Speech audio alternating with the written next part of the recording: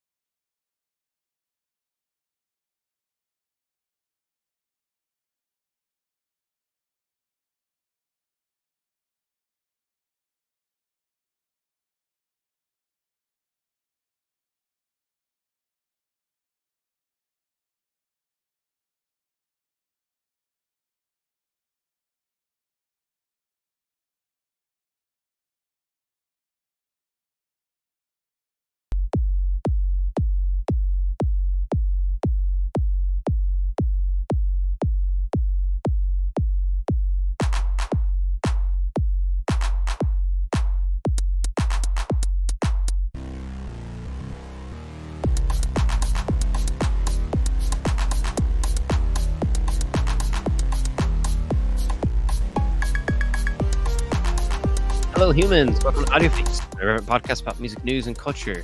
That mostly matters. I am Sean, I'm Dan. and this is episode. Oh my god, 298. Jesus Christ. We almost we had a really funny moment in the production of this episode. This episode in particular. I mean, we've had a number of funny moments in the production of this episode in particular about values, morals, and Mr. Valuetainment. An irreverent podcast about valuetainment. You're not valuetained.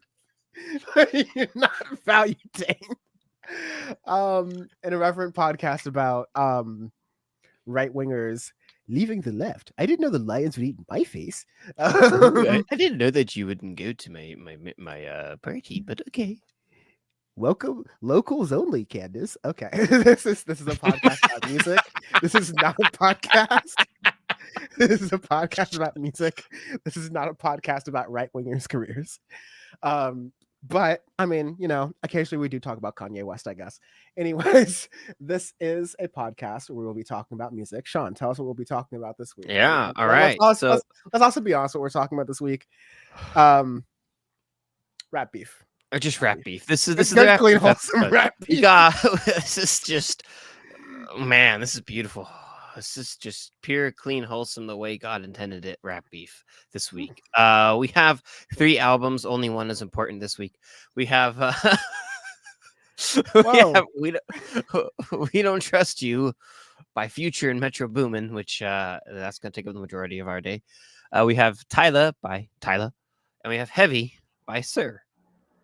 Yes. We have a little bit of news. We have some music. Yeah. I have 2 things to say before we start. First of all, thanks to the entire Syndicate 23 team, especially Always the Audio Face team, Peter, Austin, Sean. Why am I forgetting people? But everyone who works on the team. Thank you, everything for what you're doing. And secondly, 20-year anniversary of Mad Villainy. This week. Shit, that's right. Yeah. Yeah. It's all caps if you know the man name. All caps, Strange Ways. Like, Strange I mean, Money Folder. We've done members can check out our MF Doom episode that we did when the world found out about his passing. We were dreaming through the podcast though. We know he's in Bleeds. Yeah, with Candace Owens' career. And we talked about how Mad Villainy was not just arguably not even MF Doom's best project, perhaps his most, prominent and well-known and maybe like most critically acclaimed. But Mad Villainy was just part of a run that MF Doom was going on in the early 2000s. And so I encourage people to check out the entire MF Doom / Zev Lovax / Victor Vaughn / King Ghidorah / non-MF Doom / JJ Doom / every single Everything. moniker that he released under. Truly a, prolific artist. And Danger Doom. thankfully we still have Lord Quasimodo, Madlib, because he's been producing records for a number of different Quaz. artists. Yeah, Freddie Gibbs probably most notably, but a number of different Mhm. artists, and he's still doing the damn thing. And And doing a damn good job with the damn thing. if a Mad Villainy 3, because remember there technically was a Mad Villainy 2, if a Mad Villainy 3 does come out, it's somewhere on one of his floppy disks, the It's zoomers a are very gonna think precious floppy disk. yeah, that's pause. Anyways, the top No, story it's no of Diddy. oh man. Sorry, last thing. Just gonna slide this in here for fun. Audio face, we're very hip with what the kids, especially what the zoomers and the alphas say. Hello iPad kids, skibidi Fortnite. What we I don't would know what you just. I don't know what you just said, but okay. oh, believe me, me Ro- neither. And so Robot video game beats. I Oh, apologize. Roblox video game beats for the alphas. So I don't. We have to just mention the fact that we keep up with the slang here, and so instead of no homo, this new woke generation that we have here is instead starting to say no Diddy. In response to P Diddy and a lot of his, not just homoerotic, but sexually, graphic sort of allegations that have come out over the past couple months or so. So I think that's wild. But it's probably deserved. Not to give him too much credit for anything, or like not to give him too much attention for anything, but Jesus. Anyways, Great. I love let's it. get to the main story of the week, which is Future and Metro Boomin dropped a relatively surprise record out of the blue. Also featured on that is Kendrick Lamar, who fired yet another firing gun in the rap beef between the quote unquote big three of the teens millennial generation of hip hop and rap, let's say. But you know what? It's so ingrained within this record, this kind of bombshell of let's call it like a Moab of a record. It's not quite a nuke, but it's a It's a mother. Moab. It's a Moab. It's an artillery nuke. That's what it is. Artillery nuke. Yeah. This is a tactical nuke. Anyways, Text- kick us off. Give us the stats of this record. Let's do it. All right. First album review day, serving up Gary's Way Bean. We got We Don't Trust You by Metro Boomin and Future. 17 If young songs. Metro don't trust you. Dude, I love how at the beginning of that song, or at the first track, it just plays that over and over again at the end. I was like, that's kind of hard. Spamming the button. Yeah. Spamming the button. I'm like, honestly, Metro can get away with that. I'm a Metro stan, so you just gotta love it. He single-handedly, like, not single-handedly, but like definitely shoehorned, like, oh, not only you're going to accept my trap tag, you're going to love it. You're gonna love Trap Talk, exactly. Yeah. 17 songs, 59 minutes, basically an hour long. Wow. It's big chungus. Whoa. There's a lot on here. There's a lot to unpack. There's a lot to unpack. Let's go a little bit around here. We got Rick. We got the boss, Rick Ross. We got Abel, also known as The Weeknd. We got Travis Scott. We've got she wanna be Kendrick. The bitch is a baby. we would have world peace, and AOC would be president if Pissy Pamper actually got the sample cleared. Anyways, sorry to derail, but yeah, Travis Scott, Playboy Cardi, the boss, Rick Ross, The Weeknd, and the future. Of course, Metro Boomin on all the beach, and one K Dot, one Kung Fu Kenny, one King Kunta, one What Happens on Earth Stays on Earth, one PG Lane Fool, one half of the Hillbillies. There. I stuck the landing there. Kendrick Lamar is also on here. I guess also as Princess. And he's Diana. not the Wayans. We are not the Wayans. He does not approve of federal wages. That's a TikTok. I'm not alleging anything about Kendrick Lamar's business practices. Anyways, I'm burying the lead here because what you get out of this is, some of the first like pure rap beef we've gotten in a while. Now we've gotten quite a bit of rap beef, honestly. To be fair, let's not forget, just a couple months ago, we're coming out even this year, even now, we're coming up with Nicki Minaj versus Meg The Stallion. That happened. That ended pretty effectively, you know. And we've had a couple other rap beefs. A little later on, we're going to talk about a rap beef we missed actually, with JPEG Mafia and Freddie Gibbs, which was, interesting and definitely less of a rap beef. But rap beef is good for the culture. It is good for rap. It is good for the genre. And for, we probably do our state of music conversation next week for a genre that is the new rock, in the sense of like Audioface about to declare it like, on absolute life support, like the dinging on the little hospital machine starting to get a lot more faint. Like rap is kind of coding right now. Like someone get a doctor. Better call Eddie. We have this is really good for the genre. Do I think this is rap beef? Do I think this is rap impossible meat? I don't know. Let's talk about it.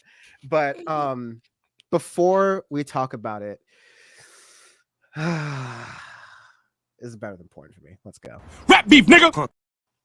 Rap beef, nigga. Rap beef, nigga. Rap beef, nigga. Rap beef, nigga. Punk ass Jerry nigga. Big nigga. Fuck that. In the nuts. I'ma stomp him in the nuts. One more. Rap beef, nigga. Punk ass Jerry nigga. Big nigga. Fuck that. In the nuts. I'ma stomp him in the nuts. Stomp him in the nuts. I'ma stomp him in the nuts. Rap beef, nigga. Punk ass Jerry nigga. Big nigga. I forgot I had it on loop, and I kind of don't care. Anyways, yeah. I also realized that you can hear an ad lib in the background where like Snoop Dogg just goes beef. Really? That's the first hilarious. time. Yeah. Oh, believe me, we got a lot of mileage on that graphic, and we're gonna get a lot more later in this episode. So I mean, we're gonna get a lot of mileage out of it for foreseeable future. Okay, so shall we get into Kendrick's lyrics? Let's roll the videotape here. Give me 1 second while I present for the audience here. So, these niggas talking out of their necks. Don't pull no coffin out of your mouth. Way too paranoid for a threat. So, this is a reference to First Person Shooter, which is the song that Drake and J. Cole did together on For All the Dogs. Yeah. Horrible album. The song where one of the first lyrics is first person shooter mode, we turn your song into a funeral. Kendrick's first response is, don't pull no coffin out your mouth. I'm way too paranoid for a threat. And think about like coughing mouth, cotton mouth. Kendrick's like in rare form here a little bit. Not to ride too hard, but like this is it. We were talking about this. It took 6 or 7 times for Sean and I to like really dissect what this meant. Anyway, say it's a lot of goofies with a check. It's alluding to Drake and his like Nike relationship, with that being a check, and also like goofies with a check, blue check mark. I've been dodging the pandemic, I've been dodging the social gimmicks, overnight activist. It's the same sort of Kanye, staying one step ahead, not falling for trends, and taking a shot at Drake, who is like one of the ultimate trends. I mean, I hope them sentiments symbolics. My temperament bipolar. I choose violence. To be honest, this is kind of the issue here, is that Drake and J. Cole on that song were like, we have a big 3 in rap now, and it's Drake and J. Cole, and J. Cole gives a shout out to Kendrick. Kendrick's like, haha, no. As you'll get to the end, fuck a big 3. It's just big me. Is Kendrick's space on this? He's just like, oh, you think there's a big 3? Let me tell you now. Let me tell you in many different ways how you are wrong, sir. Yeah. And like, it gets really clear, like, fuck sneak dissing, first person shooter. I hope they come with 3 switches. I crash out like fuck rap, diss Millie Mel if I had to. Got 2 steeds with me, snatching chains and burning tattoos. It's up. Lost too many soldiers not to play it safe. Again, like he's hard in the paint. Like he's going really hard at this. If he walk around with that stick, it ain't Andre 3K. My favorite part. And he's referencing again, Some saying, "Oh flute no, spawns. And if this it's a is my- stick, yeah. I got a stick. I got a fucking Yeah, I got a stick and it ain't no flute, buddy." This is my favorite part of it, honestly, was, and your best work is a light pack. Nigga, Prince outlived Mike Jack. So, like, first of all, saying, like, oh, I can't even smoke off of this. Like, this is just mids. This is filler right here. Your entire career. The best stuff you've ever made is like trash compared to his. And like, brass tacks, Sean, 100%. There's not a single J. Cole at his best and Drake at his best combined they're is not even fucking 40% close. of Okay. Kendrick's worst album. Heck, what the hell? Especially J. Cole. J. Cole is like really overrated, very mid. It's just meh. I think you can make arguments in either direction, and we'll talk there in a moment to like their A fool's still weaknesses. trying to play basketball at like 40 years old or whatever. He's still trying to live the dream. Dog, the dream left a long time ago, man. Just hang up the boots. That's it. Tie him up. The dream and that hairline left a long time ago, my friend. Revenge of the Dreamers, man. It's just riff. So, nigga bum for all your dogs getting buried. So again, for all the dogs, saying like buzz off before all the dogs get buried. That's a K with all these nines. He gonna see Pet Cemetery. K9, so like dogs. And then K Kendrick, nines, 9mm. Like, man's popping off here. You also got to mention, Future's, rapping out here. I think Future's mad because apparently Drake stole his girl, and Metro Boomin just like lets the beat ride, which I guess is just like his response. The entire thing is just like, yeah, Drake. You know what? He's like, you know what? Metro saying like, I didn't give you the beat, Drake, but let me just give you the sample. Like, if you want to rap over this and try to continue it and do your own part 2, here you go. Because one of the better analyses I've seen, which we'll get to in a moment, of this beef is that there is no way for Drake to win this. No, a single way for Drake to win this. Like if Drake responds, which he kind of has to, it's a trap. But okay, that's a record. And the last little bit of context I will give is that Kendrick has done this before, specifically with the song Control, where back then it was a much bigger space of potential big top number 1 artists in rap. You had Big Crit was one of the big ones. I think Drake and J. Cole were mentioned, but Kendrick has often done this, like, let me establish myself as the best rapper in the game, period, which some people might say, oh, that's bravado. Why does it need to be like a best, Kendrick? You can just chill out, just respect other people's talent. I would also come back to that and say, like, this is how rap has always been. But this is how always rap been always be. an ego game. It's always been who's the best, right? And it's it's always a versus battle, right? East versus West, right? Like, who's the best East Coast rapper? Who's the best West Coast rapper, right? Who's the best female rapper? Who's the best, Absolutely. battle rapper? Who's the best drill rapper? Like, right, there's so much. It's always been like that, right? That's why there's, freestyle battles and shit like that you see just on the street, right? Like, people are always trying to one up each other with that. That's always gone on in rap. So that's just the culture. That's how it is. Yeah. So it's always going to be like that. And again, I believe that rap beef is good for the culture because it forces artists to, really put their best foot forward. No pun intended to the Megan Thee Stallion, Nicki Minaj beef. But truly, like, you have to, okay, this is about not just bars, because let's open up the conversation. Neither Drake nor J. Cole have been pretty good on their, like, rap beef record. I'd say they're, haven't made the playoffs in a couple years.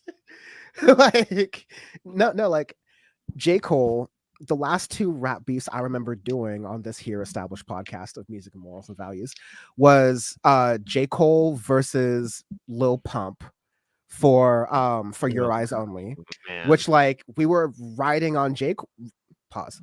No Diddy. We were on J. Cole's side for Yeah.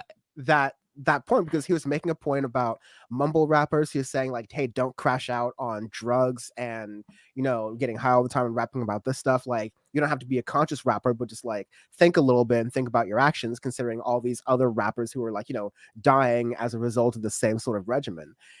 Only to turn around and go that, and it's like, actually, no, I'm just kidding. It was like a light tap on the wrist, but ultimately, like, actually love Lil Pump. He's really great. Sat down with Lil Pump and like had a great song or whatever, and like was largely criticizing Lil Pump among others in that video. It's like terrible job. And then that freestyle that J. Cole released after George Floyd, that was criticizing, people coming at him and criticizing him on Twitter for sort of a male focused take on it, when you just had Breonna Taylor and a number of Black women who'd also been victims of police violence as well. And so No Name came at that ass real quick with, I believe, song 33, something that I still bump from time to time. And it was just like the indie rap version of Ethered when it came to that, and really did well for No Name. Drake, meanwhile, on the other side, also not a great thing. I think people can rightfully debate where the Pusha T Drake beef landed. On the one hand, on and all that. Yeah, like a lot of people would say Drake had the better rap songs. A lot of other people would say that Pusha T bullied Drake into becoming a father. And so, the jury's still out. But I think when you combine lyricism and impact, like Pusha T completely wiped off whatever, words Drake had to say about him. Pusha T bullied Drake into being a father. That's kind of where I stand on that. Neither of them are really good. I think one of my favorite TikToks is like, all that needs to happen is like get Megan Thee Stallion to feature on the beat and tell Drake like he's a 10 but he likes his girls 11. That's a strange thing. And like it's over. Like, we've been talking about this for been years. Like, there is so much stuff on Drake. We've said like that's our joke for the Noted Little Bitch Award. It's like, no, he's well on his way. He is like he's the super senior of the Noted Little Bitch Award. Like he should have graduated by now, but he's just been on. He was held back for a couple of years. Yeah, held back, jumped up, left high school due to Degrassi, came back to get his education, came back in blackface, and the fact that that was a cover story of Autodon was him in blackface. It's just that right there is just that ends the beef almost immediately. That's it. You can't come back, even if the song is trash. It's just that the album cover alone, when that came out, I was like, duh. Like, you can't defend yourself on that, dude. You just can't. Bam and I were arguing this. Bam from Power Report, Shadow Bam, We Made a Podcast. We were arguing about this in the group chat this weekend about like, Pusha T versus Drake, who won the beef.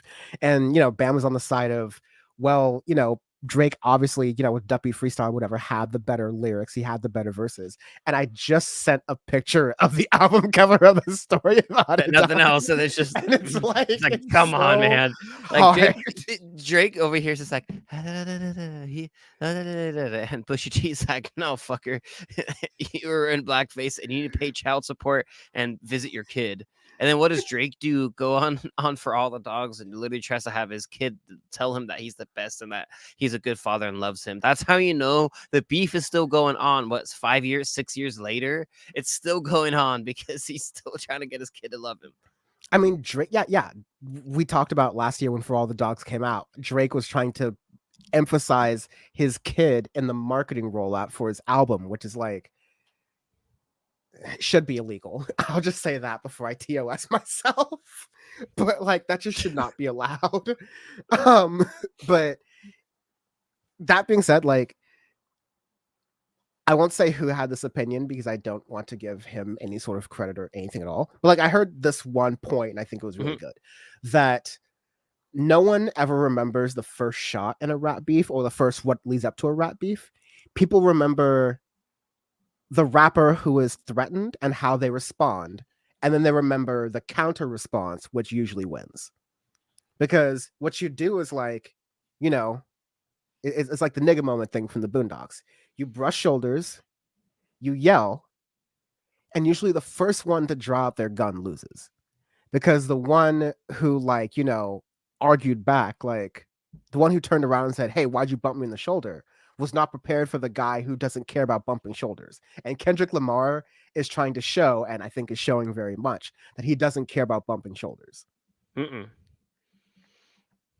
And so yeah, like I like, you know, the other thing, and then this is just coming to me right now, is that there might be something about Kendrick, like, you know, deep down, like maybe Drake's finest ghostwriters are researching this right now so that he can release something. Because I'm also kind of amazed that we're recording this podcast on Sunday evening, like we usually do, and the song came out, you know, Thursday night, Friday morning, as they always do, and Drake hasn't responded yet, which is kind of not a good look, Santa.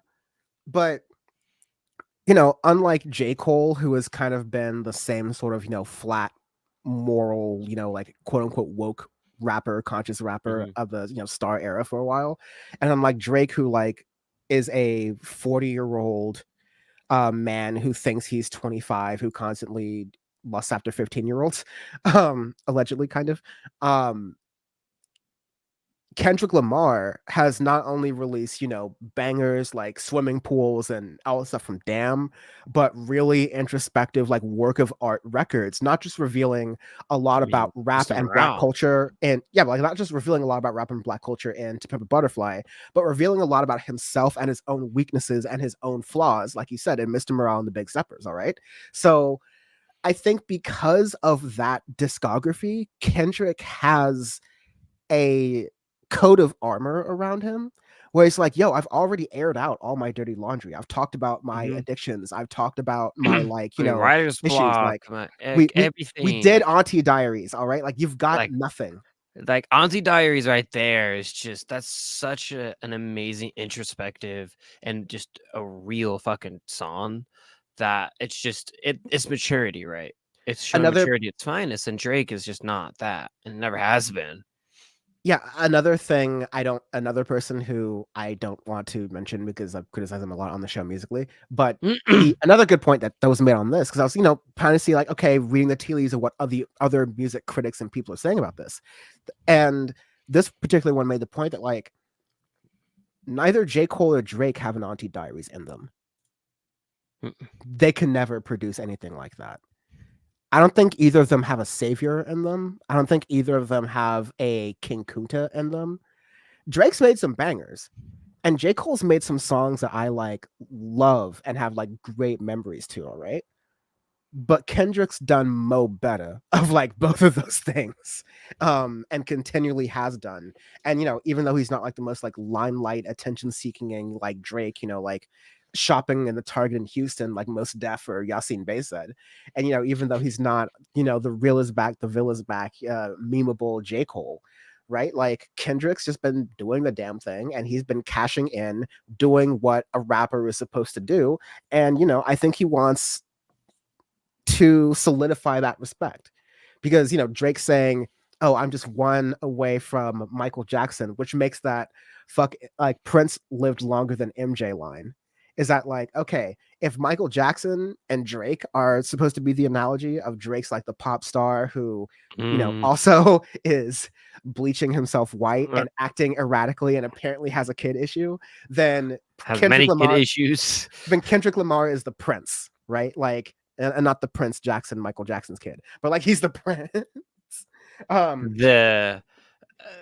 The artist, the you know, the artist, unique one, the one who is continuously rebellious against a music industry that is trying to commodify his blackness. Like, you know, the one who does the art for the art, who still has the commercial backing to prove it, but usually isn't considered, you know, the quote unquote king of pop in the same way a Michael Jackson would be. I mean, this is all amazing. I just have one last point to say about this, but I was talking a lot. So any thoughts you have, please go ahead. No, I mean, I've been interjecting with the thoughts that I've had so far. So there's not much more I could say. My last thought then is, you know, rap beef is good. I like it. Always. I think this is healthy. Even though I think it's a loser's effort, I hope that J. Cole and Drake respond for the banter. Please, no, I don't even care. Not even for the banter. I want it for the podcast. I want it for us. Yeah, we're coming up to 300. I want it for episode 300. That is my wish. Then it would really make 2024 our one of the best years in music. Plus, because we have the Zap Super Service Express for the Noted Little Bitch Award for anyone who defends Drake. If Drake releases anything, which, God, if we get a video, if we get a video of Bam and C's during karaoke this year, then we can fast track both of them for the Noted Little Bitch. That's gonna happen. I just gotta tell him, hey, we're going to karaoke. And... Just right place, right time. We just gotta honey trap them. I asked Bam to sing a Junior Boy song with me in Fullerton. Locked his ass. Okay. That's it. It's going. But yeah, because we have that rule now where anyone who just defends Drake is automatically nominated for the Noted Little Bitch Award, like fast track nominated. All you have to do is defend Drake. Do not pass go. Do not collect $200. That's why we call it the Zap Soup. Like we call it the Zap Express service. It's like, you know, the express line. We don't stop at all stations. We're trying to get where we're trying to go. All right.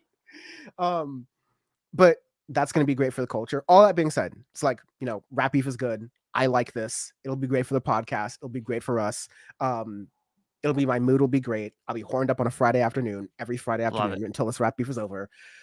I also think this is one of the most manufactured Rap Beefs ever. Like, there's like no real reason for this to exist other than just like standard rap bravado and maybe Future and Drake being penis cousins. But like, you know, that's welcome to life in the big city. Like, that's Hollywood at a certain point, as Elon Musk is learning the hard way. More on that later. Yeah, I mean, that's my thing was just it's so random at first because I'm like, what the hell? And then when you really dive into it, it's like, all right, I mean, fuck it. I'm just gonna let them cook. Let them do their thing. Have fun. Yeah, like I get the real energy that not only are like, you know, Future and Kendrick and Drake probably, you know, working on album releases and things like that. That there's a whole shit ton of fire department things coming, so I'm just gonna mute myself for a moment. Da da da da da da da da da da da. And I'm just gonna roll with it until it gets really bad. Oh, now it's getting really bad. Now it's getting give bad. It like 10 seconds. Okay. Rip. Big fucking rip on that one. Just Wee Woo City there. I mean, we got a major hail alert over here, so it might be the hail is coming. Californians when hail it's just like a bunch of helicopters just like launching off the pad, like flying to Palos Verdes to save noted crash out Tiger Woods. Okay, no, that's the one I'm going by. Anyways, yeah, no, there's no reason for this rap beef to exist is kind of what I'm saying. Like, there's no, other than bravado, other than, you know, trying to prove a number one. Right. What Kendrick's responding to is an olive branch. It's just saying like, hey, we're the big three rappers. And you know what? I like that we can be this fun with the rap beef, because I don't think this is going to turn into a 90s rap beef where you could, like, you know, worry about either of them shooting someone up. Because, like, I don't think that about Kendrick. I don't think that about Drake. I don't think that about J. Cole. Like, let's just be real, right? But, yeah, you know, you have three people who are talented in their own right in the genre.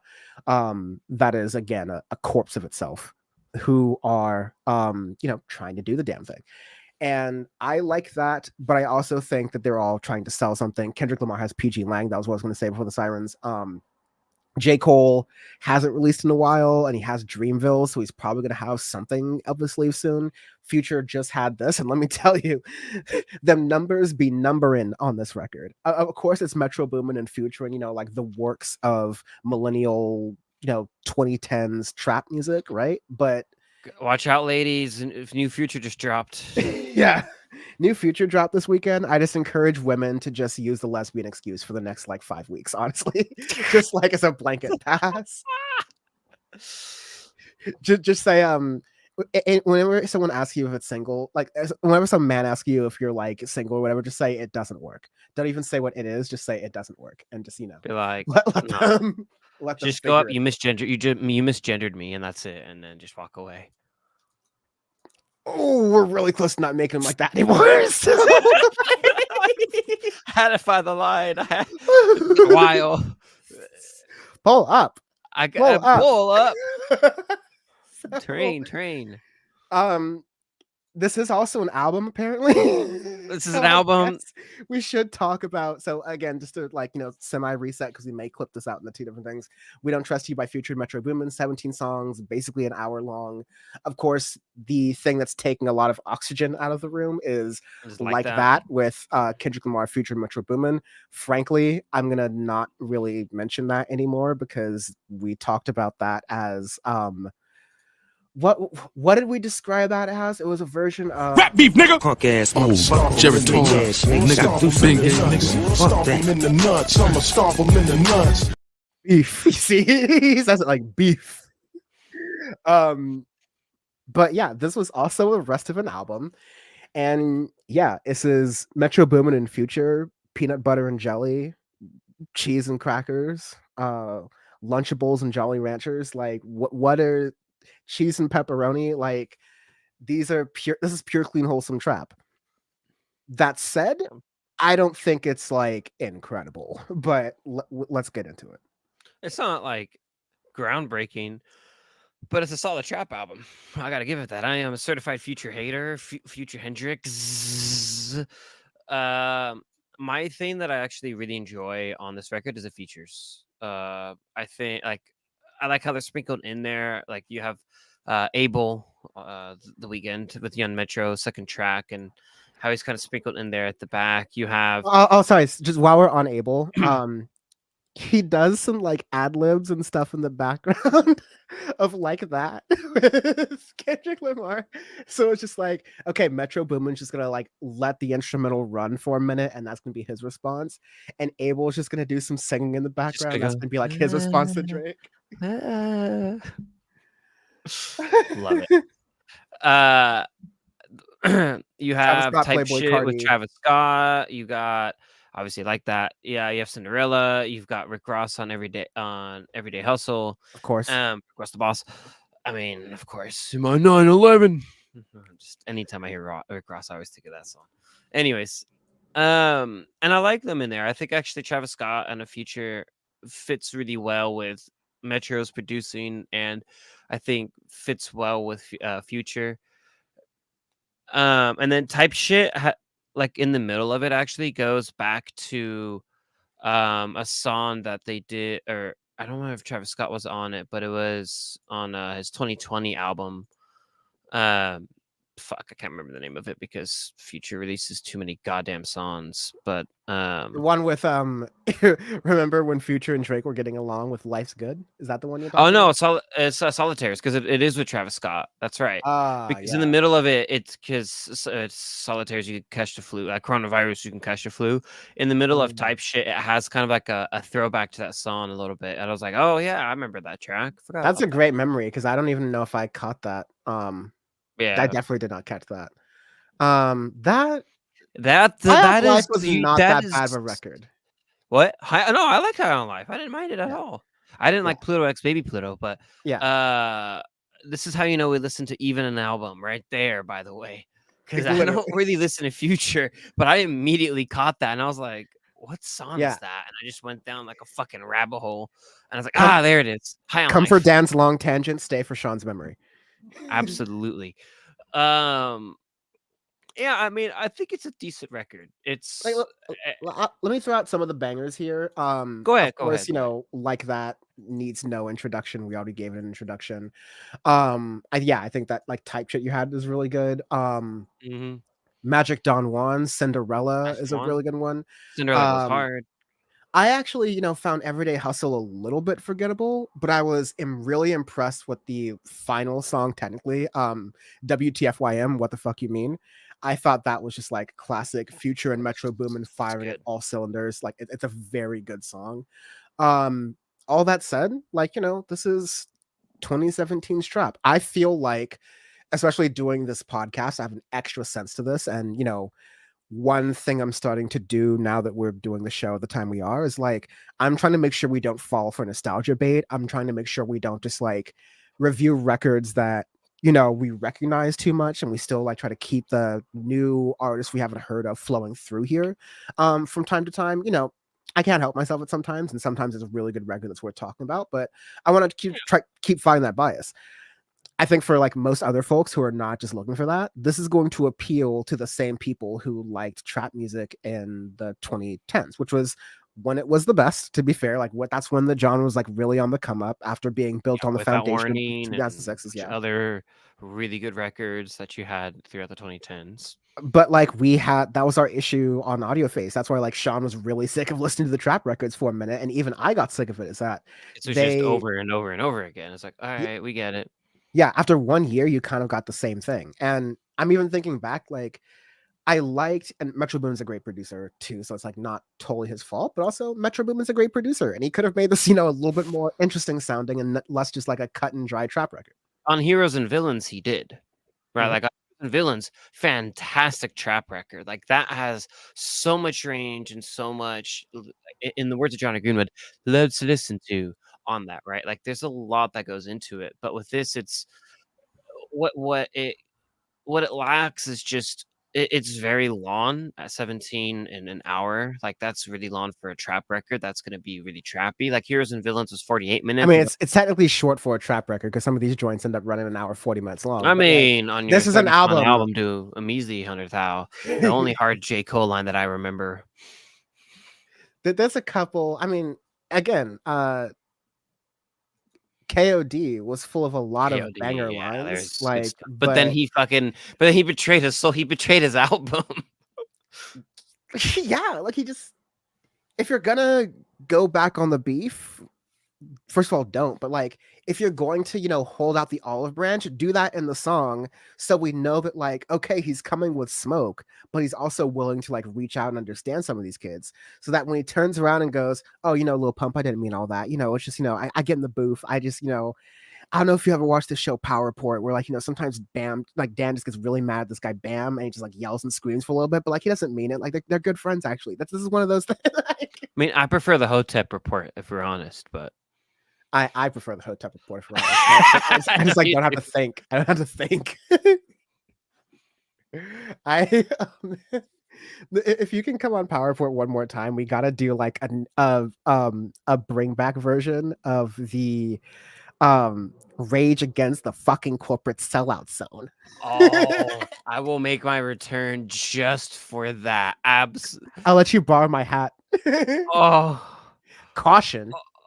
You're about to enter a no fucking sellout zone. Make like this anymore. AJ on YouTube says, bro, when I heard that verse, I started tweaking, bro. I think we're talking about the J. Cole one, but yeah, no, J. Cole had like really good verses on there. Because this is a really recent comment. But he just didn't deliver it with his actions, which was really sad to see. But yeah, okay record, fine record, but it's not bad. We just had Tierra Whack. Yeah, we had Tierra Whack. We had other really good rap releases this year is the thing, right? But for trap, last year, Travis Scott, even like his own record, I thought that was pushing the boundaries a little bit. Yeah, that was fucking good. And I'm a certified Travis Scott hater, but after what was I thinking of Utopia last year, I was like, damn, that's an album. That's a record, sir. This is decent. It's like I don't mind it, and I don't like Future stuff, so that's saying a lot for me because his last record, whatever, where he goes, I never liked you, that was just snooze fest, boring Future. Mm-hmm. But we don't trust you. I think Future's at his best when he's paired with Metro, right? And this says so much about rap and trap of how important a producer is. Metro Boomin is like the LeBron James of rap, like carrying the entire bitch on his shoulders. Carrying it. It's sad. Like you get one player and your whole franchise is back. We've never been so back before. Like that's what it is. Yeah, it's not sustainable, but good for Metro Boomin because it means he's in high demand, and also he has shown that he can transcend the rap genre and produce other things. Absolutely, too, so good for that. Arbitrary Scale. Oh God. Oh yeah, that's right. All right. This is fine. This is fine. All right. I forgot which one we agreed upon because there were several. So it's like, which one? I want your mom to sue me. I mean, Man. That would be the best way for Fine line, obligation. fine line. Arbitrary scale. We do arbitrary scales every week on audio physics because our review and giving it a 1, 2, 3 ranking would just diminish our actual review. So then you'd skip ahead and. But shit, would it be get to easier? But man, it would make our lives a lot easier. But Because let me tell you, we after are doing almost this out of 300. after almost 300, we have to figure this out every week, but we're doing it out of spite, motherfuckers. That's why we do this, is out of spite. We're not changing that. Pitchfork is dead and Audio Face is alive. I mean, Prince outlived Mike J. If you think about it. Check out Power Report for the Richard Nixon fan cams. Oh, Lord. Yeah, Shawnee's get back on Power Report just to rant about Richard Nixon's traitor ass. Y'all aren't ready for that conversation. Anyways, this week's arbitrary scale is knots, not Knott's Berry Farm, but knots as in the measurement of speed, which is used in aeroplanes as well as boats. Yeah, it's not quite a 1-to-1 for miles, especially as you get up there in numbers. It's like one knot is like 1.13 miles or something like that. So, but and then you get fun when you fly big boys and you get 0.8 Mach. It's always like, what level of Mach are you doing? Because then the knots just get ridiculous. Mach E. Exactly. The PC or the Road 1 or whatever edition. Whatever it is. Oh yeah, California Route 1. California Route 1 edition. There you go. When DFTI 21 finally comes out, the arbitrary scale will be additions of the Ford Mustang Mach E. This is a good this is the, I forget what the standard one's called. Anyways, this is getting too niche. Knots. Scary fun. This is going to be. Go ahead. Oh, shit. Go ahead. Because I don't know if more knots is good or less. It doesn't matter. It's our podcast. This is a solid, this is a solid. You're cruising, you're in general aviation aircraft and you're cruising at 105, 110 knots on a cross country. It's kind of slow, but at least it's not 85, 90 knots. Could be worse. Could be better. Oh yeah, I was gonna, because I know nothing about aviation at all. I was gonna say this is 35 knots. This is you're just you're fucking falling down at 35. I know. Yes, I know. This is you're He's out of. Dan wants to stall. Dan is past stall speed. It's you're running out of fuel, but you haven't been given freeway clearance, and you're about to just land at the. Are you about to land short of John Wayne on the 405? Yeah, goon shit, real goon shit. Some comments really fast. Killoy is dope. Hi guys, hello. Good to see some folks. Good to see the YouTube representation. AJ saying, what are your thoughts on Jaleel? Dive in. He's another artist who I think is going to make it come up. I've been really interested in Jaleel.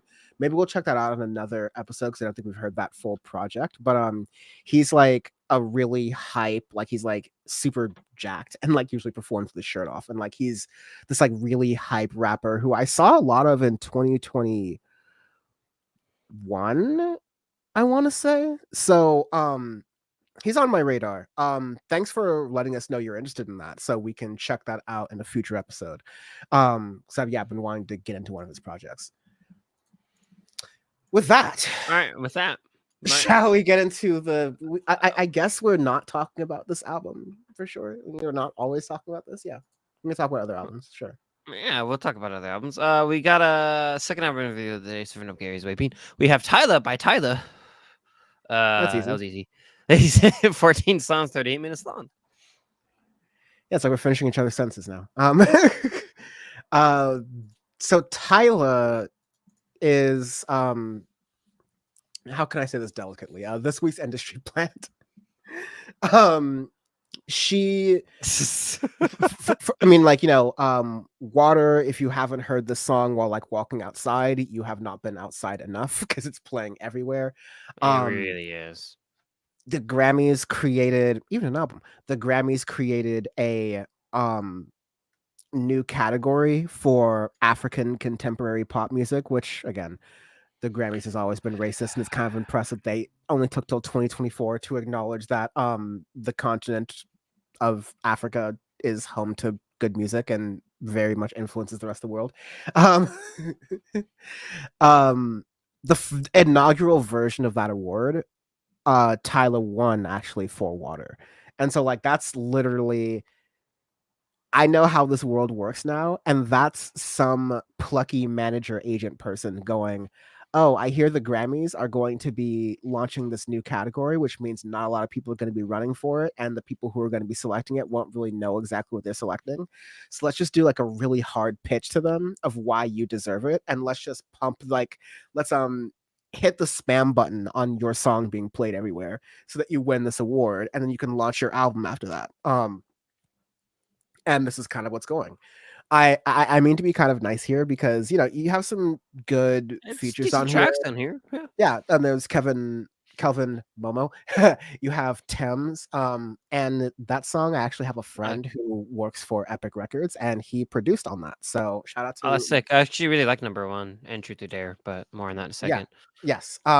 You get some good tracks on here. There's a remix of Water featuring Travis Scott, but and this is a problem I had again, even regardless of what albums we talked about earlier this week, and we did have that big, future Metro Boomin, Kendrick Lamar, Drake, J. Cole kerfuffle thing happening this Mhm. week.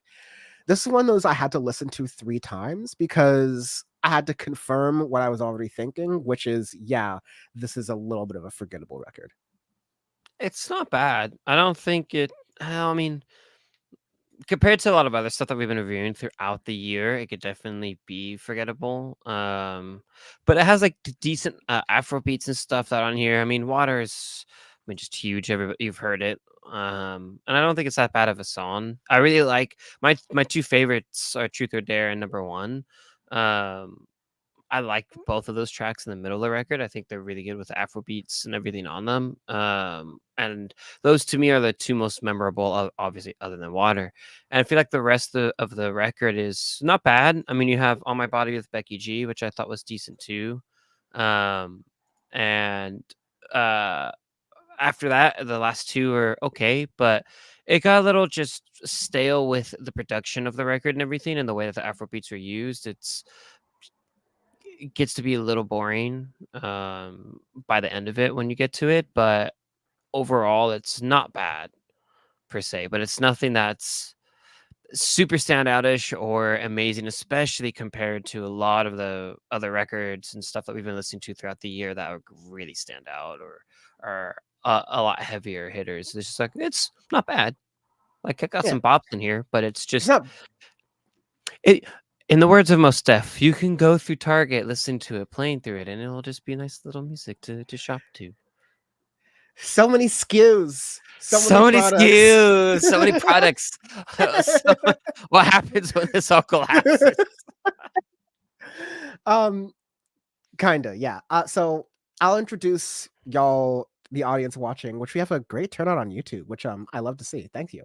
And I we'll get to love some of it. the comments going on in a moment. And we have all the fake views on Twitter X.com. But Nah.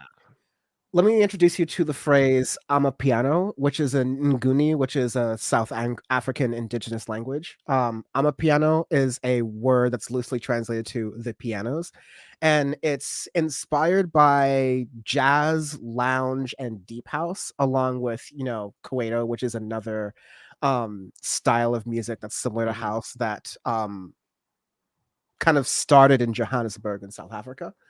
Um, and so that is a lot of the style, Tyla being a South African artist, I believe. That's a lot of the style that this is kind of coming out from. And so that's where a lot of the sounds are being inspired by. That said, Nice. I do agree with you. Yeah, like house music, jazz, like especially us in our esteemed ages here, like this is the stuff we really like. The execution here, though, I think it's energetic and unique for the neo pop R&B style project that this is, and I think it sings really well, like you said, on Truth and Dare. Number one was a popular song. I also liked Art, um but again, I was listening to this record a bunch of times, and when I was like doing my little mental check of, do I know enough about this record to be able to speak on it? I had that issue where even after, a half an hour, I'm listening a half, where usually I feel good about that with most records. Um, After my third listen, I was like, okay, I've definitely heard it third times, but or 3 times rather, but there aren't any things of this that are like sticking out to me. There isn't like, okay, I need to come back to Tyla. I need to tell folks about Tyla. Like, this is an amazing record. I'm just like, this is fine. I'm happy if it's playing in the background somewhere. I'm not upset with it. I think it's generally a bop. I don't think it's like that offensive to me. But I Right. also, really don't. I wish it pushed the boundaries a little bit more and But that's tried not to be that's like not more. what this record is. Not at all. That's not what this record is at all. It's just a bump. It's playing it safe with just decent neo pop, right? It's with Afro beats and really good vocals and decent production on it, but it's nothing that's going to revolutionize music or anything like that, right? And um that's just what that's just what this record is. So, but it's not saying it's bad or anything. We just want it. We wish for somebody who was hyped up as much and was played as much as Tyla has been the past year and a half or so. Um, really wanted a bit more. Then that's what I wanted because I've heard Water so much and everything. I'm like, okay, let's see, like, what do you get with the full record release? Like, what can we get with this? And it's just, it's not bad. 3.6 rocking. Yeah, because it's all right. there's other God, I forget who's like another artist who created like a pop or like neo pop R&B song called Water that I really enjoyed. Kalani, it was Kalani. Yes. Kalani's, yeah. Yes. And I'm thinking about SZA, I think did a really good job of pushing the boundaries lyrically, musically, production wise, etc. with neopop. So like this can be done. I I just mean, felt you like had this was played a little too you safe. had Ray as well last year, I Mhm. think, with what my 21st Century Blues, which I thought was a good record. You had a Really lot of good. other you've had a lot the past year and a half, 2 years of amazing neo pop records, right? And those are just a couple off the top of our heads. We can go through a list and be like, "Oh, look, this record, right? That Emotional really pushed the Oranges also comes boundaries." to mind as well. Always Emotional Orchards always goes hard. And even with some of their flat records and stuff too that have come out throughout the years, they at least try to push the boundaries and stuff as well, where they get different influences and don't stick with one sound for an entire record. And that's kind of my biggest complaint with this. But there's good tracks in here. I really like Number Ones with Thames. I really like Truth or Dare. Like those are bops. They're good. But it's like expand it, try more stuff within a record while also staying true to yourself as an artist and see what you can create. So Yeah. So arbitrary scale. arbitrary scale, we do arbitrary scales every week because our review, and giving a letter grading doesn't make sense. So we like to confuse everybody. So that way you just listen to what we have to say instead. This this week it is Knots, the how you read your airspeed or your water speed if you're in a boat. I guess that's what you call it. How You can fast do you're that going. too. I want Ford to make an electric like Mustang jet ski that that stops working if you move it too fast. Real heads no. That's yeah, that would be on brand. Wide open jetting events, anyone? And yeah, this one I'm gonna call this my 121 knots. 121 knots. That's a good Yeah, number. That's a good yeah. one. All This right. is my ATC yells at you best forward speed. When they yell at you best forward speed and you literally read back, "Hey, I'm already at it." And they're like, "Go faster." And you're like, "Trying." So it's not specific knots, but you might be doing like 110, 120, and they really need you to go like 150, 160. But you're like, if I go 160, my wings are whipping off, dog. Like that's it. It's like this is a Cessna. Like this is Cessna 182, so we got a little more oomph, but I still might rip my wings. This ain't no Boeing, but it's a Cessna. So like, let's be careful now. Dude, the amount of conversation, I love hearing that shit where they say best forward speed. And my favorite thing though is when they tell a jet go faster and they literally read back. They're like, no. Oh, but I'm sorry. My favorite one I ever heard, but I had to switch frequencies, was they literally said it's against company policy to go this fast on an approach. I was like, "Oh, we're about to get juicy," and then they told me the frequencies, and I was like, "God damn it! I want to hear I don't want to hear this conversation." I've gotta Oh man, know once we're done recording which company it was and how it definitely wasn't Spirit. I have a guess, but I don't know. I think I know who it was though. Okay, Yeah. Anyways, we'll get to that in a moment. yes. Anyways, oh, let's do some comments. So, Oh, you want to do some yeah, commentaries? because we've gotten some questions. Let me go earlier. So, Kilowise Dope was asking earlier, do you think Kendrick Lamar actually has animosity towards J. Cole? And when we talked about this maybe a little bit before you joined, but yeah, Sean, go ahead. That's actually a good question. Maybe with he definitely has animosity towards Drake. And then I mean, if he's I feel like he has animosity towards the fact that he's saying like there's the big three and everything. He's like he feels like he's below him in his art in his profession. Where he's like, hey, like you're not a bad rapper by any means, but you're not on my level.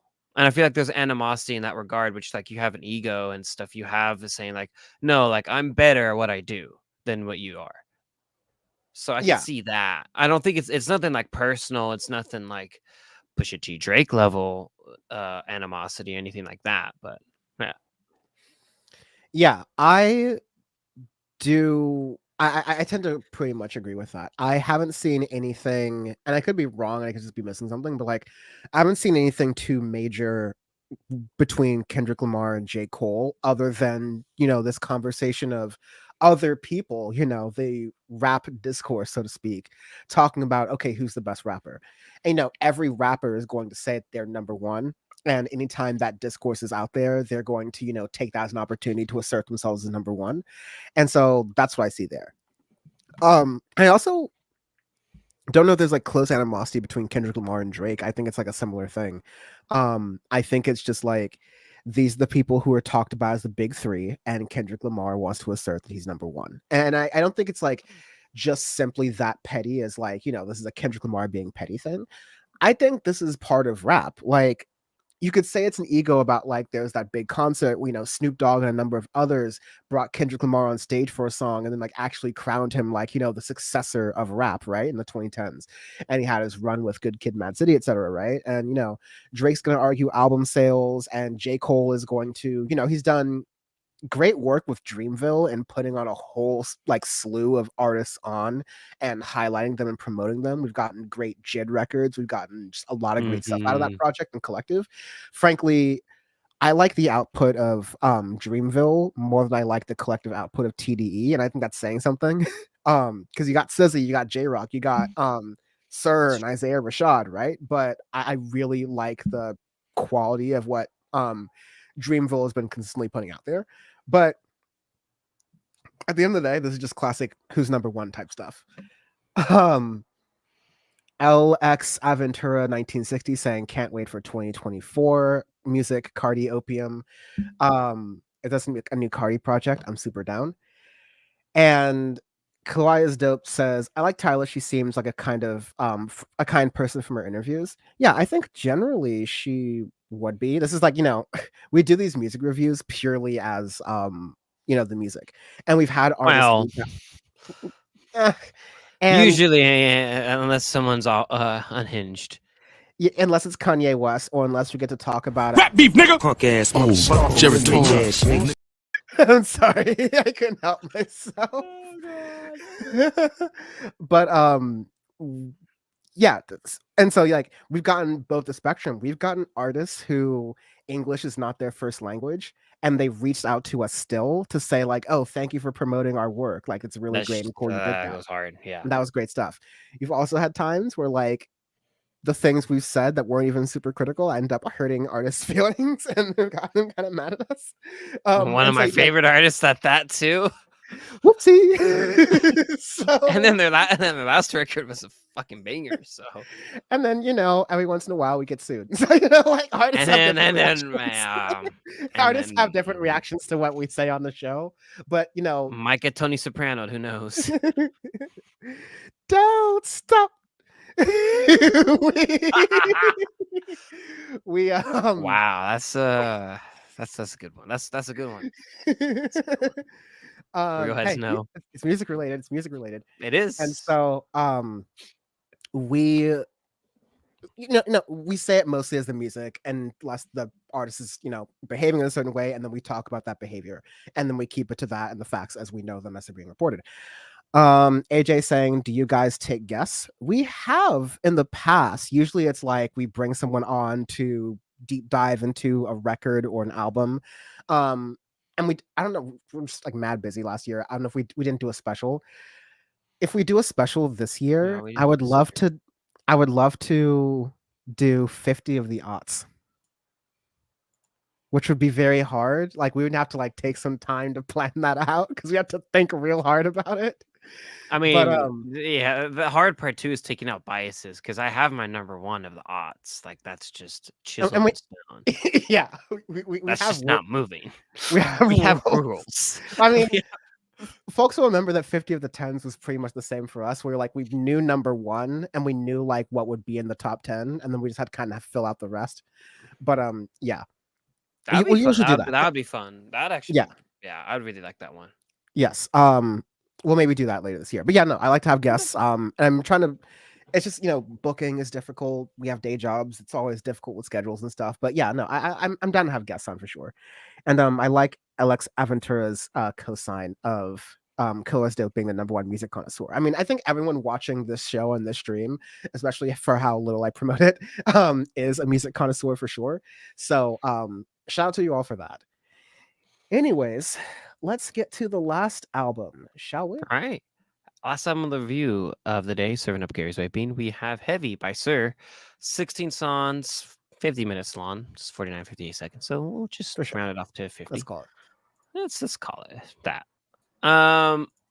This is SiR's first album in a long time, I believe. Very long. The last one I remember is Chasing Summer, which was in 2019. We definitely reviewed that, or I think at least it did from music recommendations, because the way I still to this day bop John Redcorn, not only because I'm a huge King of the Hill fan, and they did a really good job on that music video, and like to a T, that's like the perfect name for that kind of song.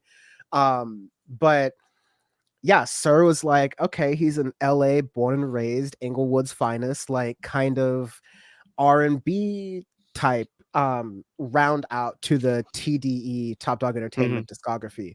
So SZA's also on there, and a huge like neo-pop R&B artist, but TDE is usually like a rapper's game. You have Isaiah Rashad, you have J-Rock, and you had Kendrick Lamar before he popped out Mr. Morale, and now he's on his own through that contract. But yeah. So I think SiR, I do think SiR is a really good standby for that. I compare him to like, and almost on the same level of quality as like a Slack Black with a 6 type of artist. I also need to realize I need to take this down. But like I think like good. I like that comparison to Sklickety Slacks Black with a 6. Yeah, I think he's really good in that way. That said, again, the Future record and all the Kendrick drama that we had notwithstanding, this is another situation where I had to listen to this album several times and I almost forgot that I had heard it. Which means to say, like, this did not stand out as much as I think it deserves to have stood out to me. Do you think you need to just listen to it more throughout the year, or do you just find it bland? I find it bland. You found it bland. Interesting. Okay. Yeah. I thought it had good moments, but I think at the beginning started really well. But I was going to say, I really like the beginning. You have Ignorant, Ty Dolla $ign, you have Karma with Isaiah Rashad, goes hard. You have Heavy, 6 Whole Days. I think like it starts off on a tear, and then where to me it gets a little flat is after Poetry in Motion with Anderson .Paak, which I've heard about that from Anderson .Paak in a little bit, so it's kind of nice to hear from him again. He's got to help Bruno Mars with his alleged gambling debts. Whoa, what? He's getting Sohail Otani'd? He's getting Pete Rose? Low key, yes. Okay, so like this is a rumor, and he's already denied it. But the rumor that had come out was that he was on the hook for MGM Grand. He was playing them Vegas books, baby. He's playing them Vegas Golden Knight slots machines. That's what he's doing. The T-Mobile Arena slot machines. That's what he was doing. Oh my god. Some of the best worst times of my life have been in Las Vegas. As I think they have been for most people. So, yeah, this wherever we're going. I actually forgot how we. Oh yeah, sorry, Anderson .Paak. That's right.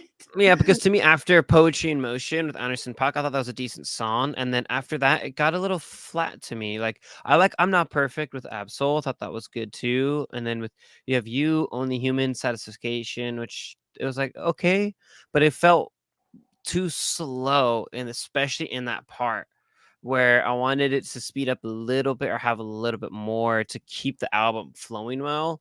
Because by the time you get to the end of it, I just didn't like how it was paced. It just felt very, very slow and just drawn out, especially the last couple songs with Nothing Even Matters, Trying My Hardest, and Brighter. Like songs that aren't necessarily bad and stuff, especially by themselves. But in the context of this record, which ironically being named Heavy, is definitely a slower burn throughout it. There's good stuff to digest, there's good stuff to pick apart throughout. But with how it's played out throughout the whole record, it just really makes it feel a lot longer than it is and really drags it out towards the end to where I was like, okay, like, is there any more? Like, where is this going to end? And then that's where I was left with kind of a bland taste in my mouth too. I don't think as much as you because there's stuff that stands out. I think Ignorant Karma, Poetry in Motion, 6 Whole Days, I'm Not Perfect, songs that like stick out to me in that regard. But I wish that this would keep. I'm not even the big fan of the trends of shorter records necessarily, but I think this would benefit greatly from keeping up with the trends of this decade of a shorter, more concise record, especially if something that's more like slower burn and more neo-pop sounding. A shorter record will get your point across, and then it won't have this issue to where there's a lot of good on here, but it gets almost overshadowed by how bland and how drawn out it gets by the end, where you're like, I don't like the execution of it, which is a shame because I think this could have been a very, very solid record if it was just chopped up a little bit better. Oh yeah, like I would compare this to, last week or maybe a couple weeks ago, we reviewed Worldwide Whack by Tierra Whack. And that I Mm-hmm. think has a similar format where it starts off pretty heavy, like starts off pretty bumping. And the latter part of that record is, kind of a neo pop R&B, is a racist Mm-hmm. genre. I've talked about it before on Audio Face, et cetera, et cetera. Like it takes like that type of pivot towards the latter part of the record. But A, that one's shorter. B, that one is just produced in a way that's a little bit more interesting, at least to me.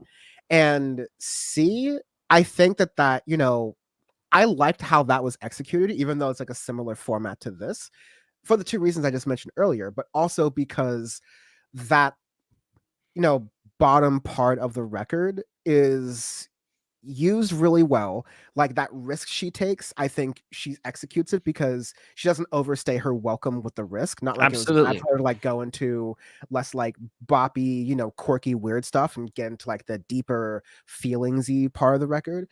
But also she didn't spend like she spent a perfect amount of time doing it. She didn't let the songs drag on too long, and she was able to break it up with some of the stuff that made the beginning of the album great, that that makes Tierra Whack great. And this is a constant issue with a lot of neo pop and rap records I've found.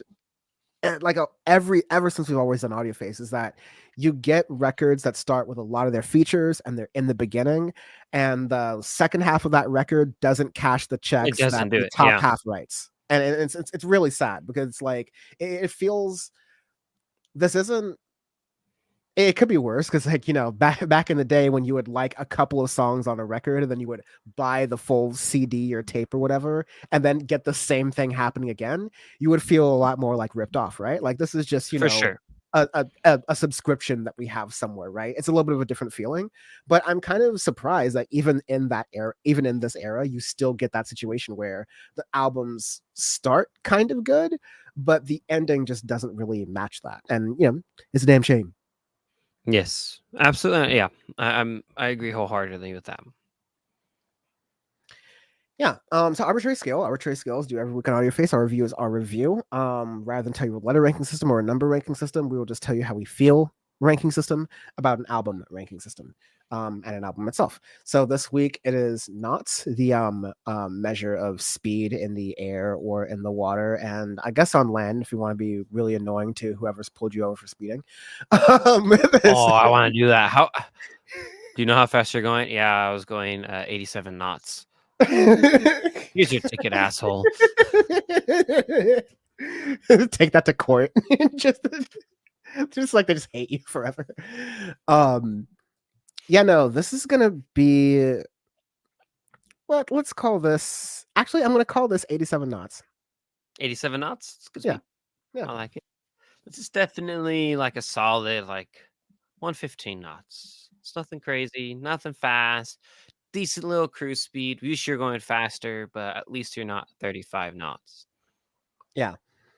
All the doors are intact. No loose bolts. No loose door panels. No best forward speed, sir. None of that.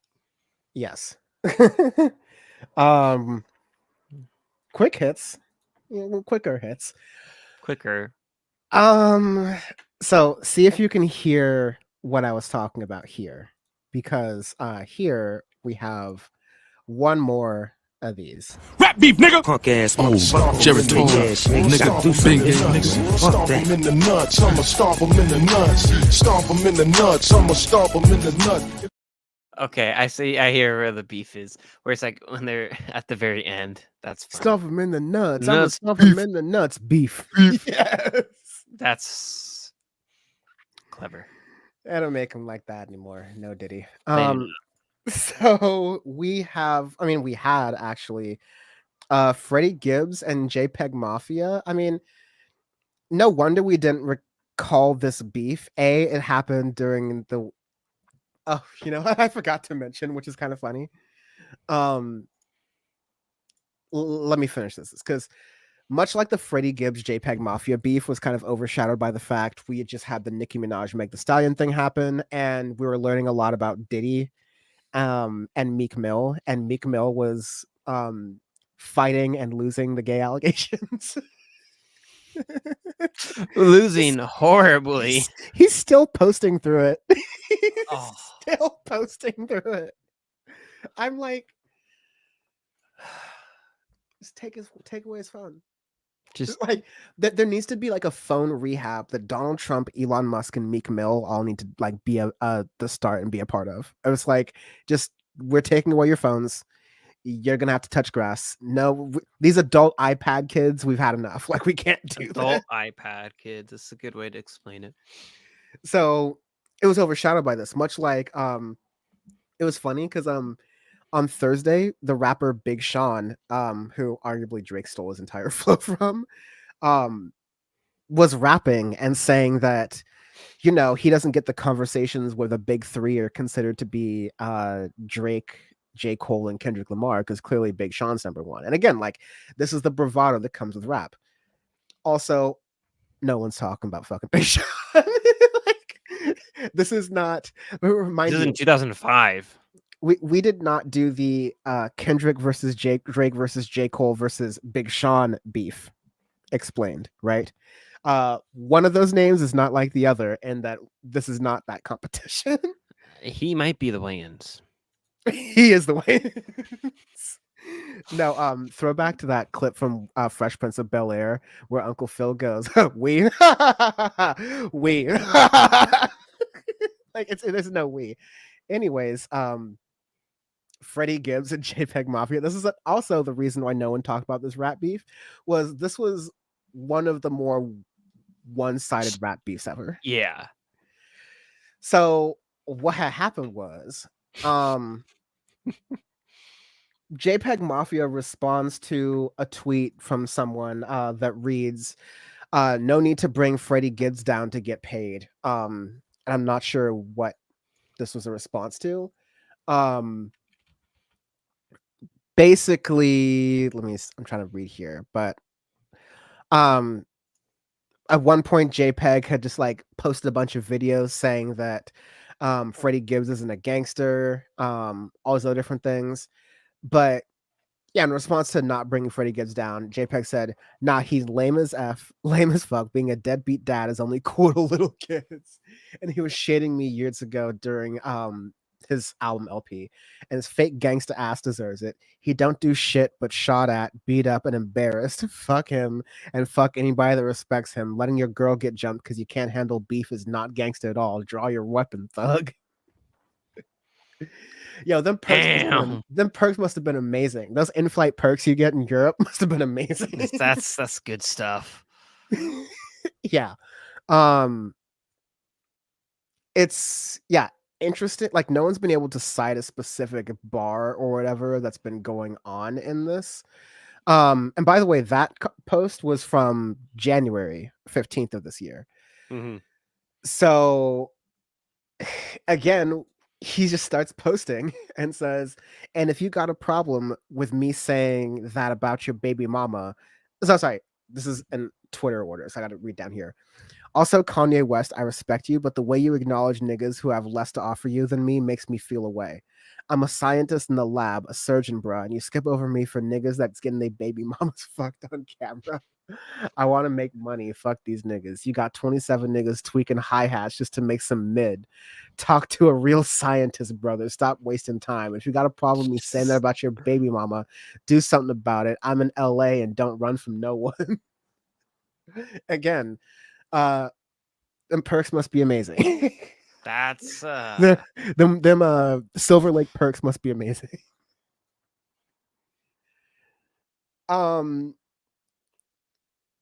Yeah. The only thing though, so like, how has Freddie Gibbs responded to this? Probably in one of the better ways you could respond, which is super casually. Yep. Let me get the post right here up and ready, because Twitter X whatever is being annoying. Yeah. In this beauty would the neighborly day for a beauty, would you be mine? So he's just playing walking makes me laugh. in Italy.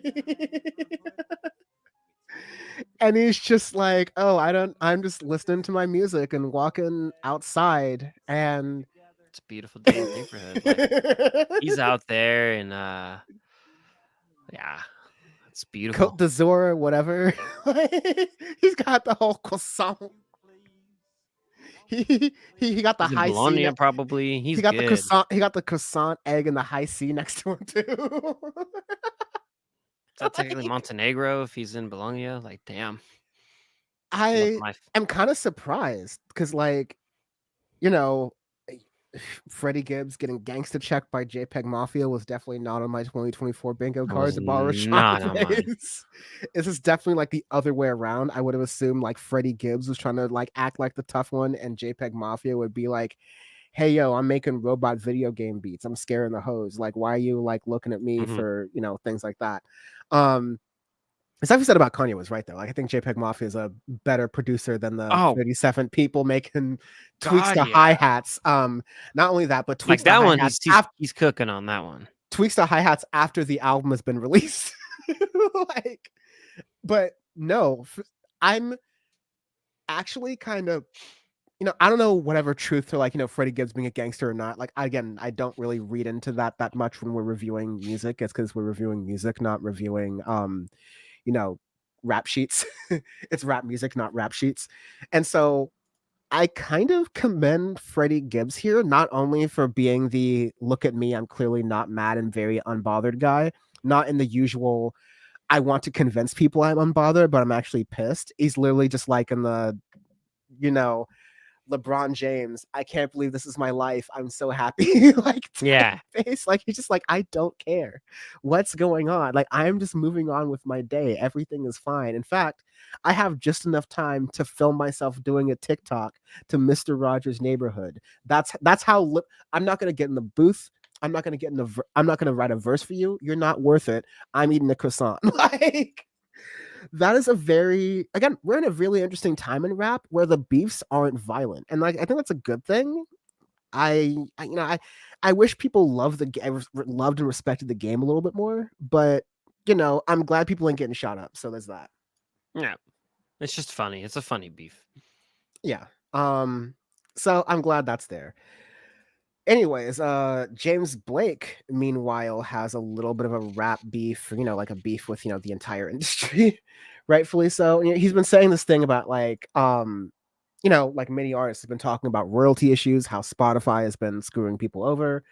And so he has partnered with a company called Vault, or like, he's launching Vault. And I think it's basically going to be a place that I think promises to give an opportunity for fans to make sure artists are like, paid more and like make more from their money. And in return, artists are going to publish like unreleased music, special things like that, to, offer a streaming service that pays more money. I want to point out to James Blake that, I love this effort, but also Tidal exists. And like to Tidal's credit, it's worked. I mean, it's still a streaming platform, and they still give artists like, a fraction of a penny per every stream. But Tidal's consistently, of these type of, Spotify, Apple The Music best out of competitors, all of them. yeah, the best paying that out of way. all of them. Yeah. YouTube Music is a little bit worse than Spotify, actually. Apple Music is a little better than Spotify, actually. But Tidal continues to be the number one of like, this style of paying and streaming. Yeah. So I'm glad there's more, but it seems to me like until there's a company that's willing to play hardball the same way like Universal Music Group was willing to play hardball with TikTok, and they're like, we will just deplatform ourselves, and people will be like mumbling Taylor Swift songs at 5 a.m. in order to make their TikToks from memory. like that's what the platform's going to be now, because like we want our money and we want our deal. Until the record labels do that, and they're not incentivized to do that because they get to fuck over artists similarly to the streaming platforms, then I don't think you're going to see that big of a change. I mean, really the only reason like Tidal got its launch is because it had the backing of Jay-Z and Beyonce, who both simultaneously released very drama heavy, very big for their careers. I mean, Jay-Z hasn't released a record since, like albums, right? Because that was when Lemonade and 444 were like coming out kind of as pair. Yeah. So he really hasn't dropped anything since 444, has he? Yeah. Like not at all. Damn.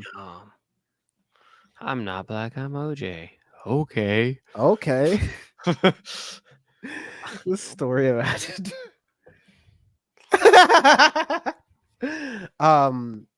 So yeah, good for James Blake. I think he's like right on the money, and he had some like really hot takes for this. But we'll see kind of what happens with this. I'm not sure if like we'll get, to be honest, actually. But we always like to end Audio Face on a fun note. Elon Musk hasn't been having many good weeks. In between the rockets exploding, the trucks not working, like the rockets exploding, the trucks that are meant to outlast everything and be bulletproof getting defeated by a little bit of water, by rain, and by rain, looking at it the wrong way and telling it it's not pretty. Who will win, a Cybertruck or Pennsylvania winter? Dude, Pennsylvania, what the fuck are you even? You being Scranton, like just destroyed in a Cybertruck. That Ram will drive by, just look at it and be like, pussy. Roll like there's no point of rolling coal to a Cybertruck. It's already covered in rust. I mean, maybe that's why they call it the Rust Belt. If you think about it, all the Cybertrucks on the road that can't handle the winter. The idea of F-150 Lightnings driving past Cybertrucks. Oh my god, that'd be my Christmas. Fucking Rivian's driving by them. Christmas. You know what they say about Tesla? Found on road dead. Yep. Call JG Wentworth flatbeds now. Okay. it hasn't been a good week for Elon Musk. Many weeks are not good weeks for Elon Musk in between all these issues that he's having. And Grimes, the mother of 3 of his children, has apparently found a new lover. Grimes, of course, parted ways with Elon Musk for a number of different reasons. I'll let people guess and figure out which ones. But basically, Grimes seems to be dating Anima, who is an electronic music artist. He's previously worked with Grimes on her song "Welcome to the Opera" that was released in 2023, and I mean, this is one of those things that makes more sense. I mean, they're similar in age, they're similar in, style and what they do for a profession. This relationship just like fully works together. The Elon Musk Grimes thing never made sense, and from Grimes it was just like, oh, this is like cloudy. I get to hang out with like a billionaire who at the time people thought was like kind of cool. And for Elon Musk, it's just like a big titty goth GF. So it's just like, I don't know. I didn't really get that relationship. This seems like it's a lot more compatible for Grimes. I just like the fact that people who are pointing this out to Elon Musk and he's just not responding really. Or he just responds what concerning or some shit, whatever. Looking into it. Suspicious. I mean, yeah, again, in between the rockets not flying, the indestructible trucks becoming very destructible in the lightest of situations, and his platform banning racial slurs for white people and no one else. it's you would think the man has his hands full, but no. Apparently he has just enough time to watch from the closet as his baby mama gets plowed by a much more talented man. This has been Audio Face. Oh my god, Jesus Christ. Oh Lord. No Diddy. This has been Audio Face. What? Okay. Not for Loot said talking to you, Hinkle. I forget. I know who we're talking about because that guy's banned from Twitch, so we can't mention his name too much. But I'm not sure what the context was because that was from 10 minutes ago, and I'm sorry I didn't read it. But thank you for watching, Felipe. This has been Audio Face. What does it mean to play us out? I mean, this has been the future review plus 2 albums and some news stories. And yeah, pretty much. Follow us audioface.show. Everything's there. Don't find me ever, please. And follow Dan on everything because this is his life. This is the things he chose to do. Follow Sean at callsign9er. I'm just kidding. Anyways. Yeah. Yes, thank you very much for listening and watching. Thank you to the folks on YouTube. Yeah, who are chatting up. I love it. Yeah, love that. Thank you to Elon Musk's fake viewers watching on X or Twitter. And yeah, we will have a good week. We will see you on Power Report on Thursday and then on Audio Face next week for the State of Music 2020. Oh, love it. Love it. Cheer. There we go.